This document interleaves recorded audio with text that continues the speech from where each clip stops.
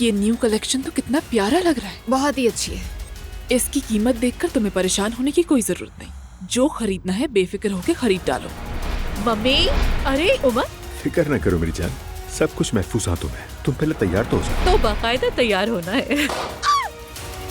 Surprise! Zainab बेटा, अपने नए घर में खुशामदीद। तशरीफ लाइए।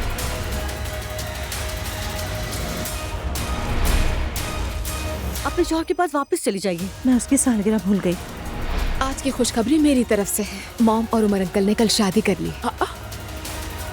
यानी खून पसीना और आंसू भी चचा को ना रोक सके। तुम्हारा ये रवैया जो है सबको परेशान करता है। जो भी तुम्हारे मुंह में आए उसे फौरन मुंह से निकाल दे। लेकिन अगर यहाँ रहना है तुम्हें तो तमीज और हद में रहना, समझ गई?